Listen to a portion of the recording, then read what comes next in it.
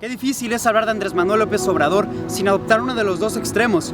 El fanático que lo apoya, que es prácticamente devoto a su imagen y convicciones y decisiones, y el crítico que se le va a la yugular. Es un personaje tan polémico que permite esta fluctuación. Es muy complicado mantenerse en el centro con él. Pero sus acciones llevan a que asumamos una postura. Más de 90,000 muertos por coronavirus, de acuerdo con cifras oficiales, y más de 60,000 asesinatos, de acuerdo con cifras oficiales, entre otras problemáticas tan severas que tiene México. Claro está que ni la pandemia, ni la violencia desmedida que se vive en México son completamente su responsabilidad. Eso sería quitarle todo el peso al PRI y al PAN que permitieron que este estado se desbordara. Pero ante tales problemáticas, tu respuesta no puede ser un video bateando cuadrangulares y dando una quiniela, dando un pronóstico de la Serie Mundial que nadie te pidió. No importan más los Dodgers que los niños con cáncer, que no tienen medicamentos, ni tantas personas que no se están haciendo la prueba COVID, ni el penacho de Moctezuma que quieres traer a México para tener tu celebración del bicentenario de la consumación de la independencia, porque Felipe Calderón tuvo su bicentenario de la independencia. Si somos un poco empáticos, es complicado trabajar con un país como el que le dejaron tanto el PRI como el PAN, pero ahí radicaba la esperanza rota de Andrés Manuel. El problema no era que AMLO llegara, dado que ambos partidos hicieron las cosas tan mal que le permitieron la entrada. El problema va a ser cuando la alternativa no funcione y se mire hacia atrás y se diga, ¿en serio el PRI y PAN de nuevo? ¿Qué no Morena era el cambio? ¿En manos de quién va a quedar México?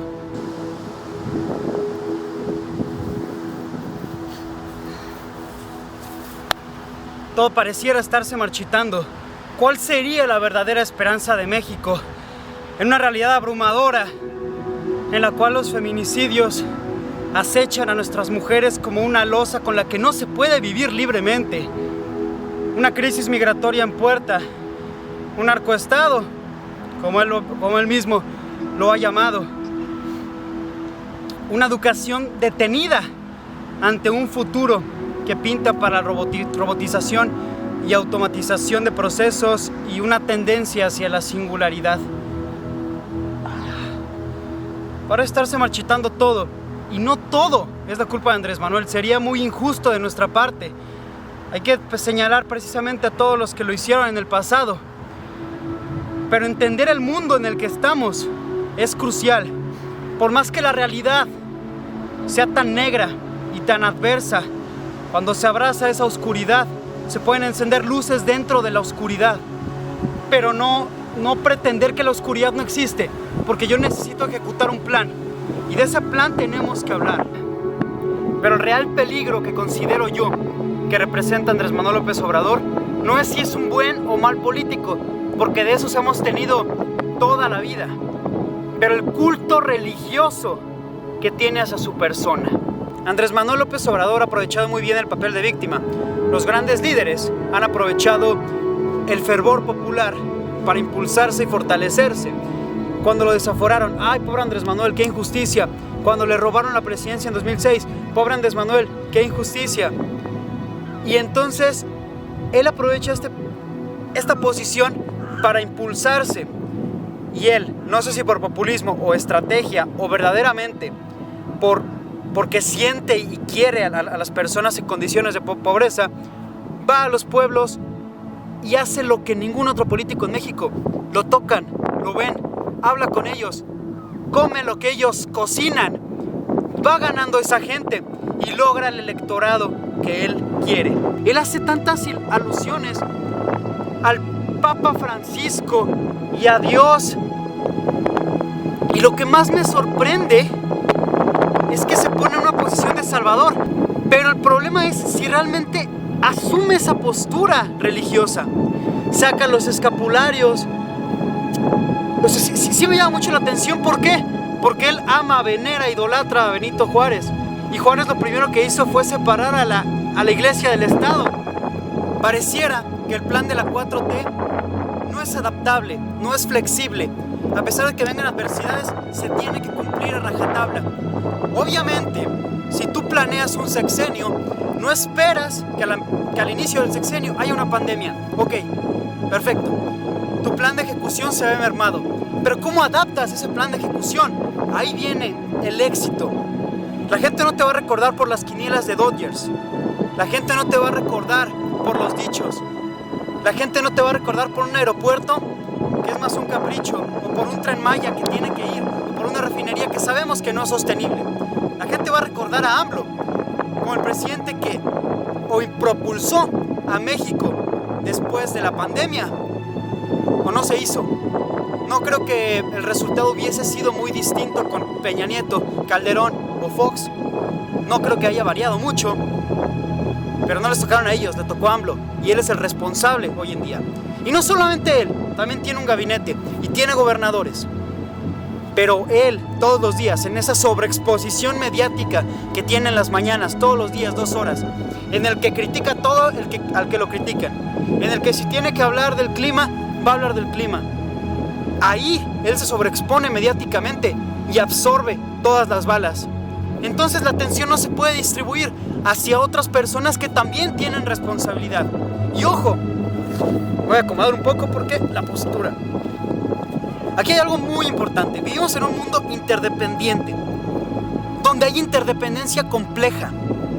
No un mundo donde en los 40, 50 y 60 había un auge en el que de manera nacional te podías fortalecer, nacionalizar empresas e impulsar la economía desde adentro. Ya no son esos tiempos, y ahí radica esta desconexión que tiene Andrés Manuel López Obrador con el mundo. Tiene una visión tan sesgada de México en general. Yo me pregunto, de 2006 a 2018, en ese tiempo en donde estuvo fuera de la política, sí creo Morena, pero siguió con las candidaturas. ¿No pudo aprender un poco de inglés, estudiar política exterior y representar a México? Porque hay compromisos internacionales que se tienen que cumplir. El foro de Davos, tienes que ir al G20. 19 de los 20 presidentes estaban, Andrés Manuel no estaba, fue Marcelo Ebrard. Hay compromisos internacionales que como jefe de Estado tienes que cumplir, pero no lo haces, y eso parte un poco del culto religioso. Y sí me sorprende eso, porque tienes que entender el mundo en el que estás, en una economía de mercado injusta. Sí, los países ricos permanecen y permanecerán ricos, forman bloques económicos en el que se benefician. Sí, no reparten el pastel para todos, no lo hacen ni lo harán. ¿Por qué? Porque en esta economía capitalista tiene que haber ricos y pobres. ¿No es justo? No, no es justo. Es justo para las personas que viven en países muy industrializados, no para los nuestros. Totalmente, eso no lo vamos a negar, no es justo. Pero del ideal, el ideal es el objetivo. Pero la realidad hay que enfrentarla para en algún punto ese ideal adaptarlo. No partir del ideal y trabajar en el ideal, porque en el ideal se hacen castillos de arena en el aire. Y esa es la gran problemática. Sé que no estoy diciendo nada nuevo que no hayan dicho especialistas muy reconocidos en México y gente tan fregona. Yo no estoy diciendo nada nuevo, y evidentemente lo estoy haciendo con un léxico mucho menor que lo que hacen tantas personas preparadas que tenemos en México. Pero hay una desconexión del mundo. El mundo va para acá, queramos o no, porque la pauta la marcan los países industrializados para sus intereses y para su supervivencia, y a nosotros nos toca la sobrevivencia. Y en esta divergencia, México parece que fuera para acá y ellos para acá. México antes estaba en esta inercia y ahora México se está aislando con Andrés Manuel. Se aísla. Sabemos que Estados Unidos no permitiría una catástrofe en México por muchas razones, pero es evidente que México va en una dirección y el mundo va para acá. Y cuando se salga de la pandemia, que no se va a salir igual, va a ser un mundo completamente diferente. Va a ser un reseteo económico, político, social, médico, químico, biológico. ¿Dónde va a estar México parado? Con un presidente que durante la pandemia está con 3 obras faraónicas: el aeropuerto, el Tren Maya y la refinería. O alguien que sacó adelante al país. Y alguien que deja de crear tanta división. Tenemos suficiente violencia como para seguir creando tanta división. Este solo es el sentir de un mexicano más. Que no nos gusta que se burlen de nuestra inteligencia. Porque los mexicanos somos más que los políticos. Ellos también son mexicanos, sí. Y porque los mexicanos tenemos losas tan pesadas. Tenemos tantos compromisos que atender diarios. Tenemos que sobrevivir a diario. El transporte público, la violencia, salarios mínimos, entre tantas otras cuestiones, como para estar vigilando que los políticos hagan su trabajo. Ese es el problema. Ese es el sentir de otro mexicano. No se vale que se burlen así. Andrés Manuel la está pasando muy bien porque él siempre quiso ser presidente, entonces nadie le iba a dañar su imagen de ser presidente. Él se visualizó poniéndose la banda presidencial, todo el mundo aclamándolo, todo el mundo diciendo: oh señor Andrés Manuel. Nadie va a venir a criticarlo. Él criticó 12 años, él insultó 12 años, él dividió 12 años, fue una excelente oposición. Pero como presidente, unes, no sigues dividiendo, no sigues cohesionando. Estamos completamente rotos. Por Dios, es indignante. Inicialmente quise hacer este video tranquilo, se los juro. Pero hay mucho enojo contenido que no se vale. No se vale porque a todos nos impacta las acciones de una persona en este aspecto. Sí nos impacta.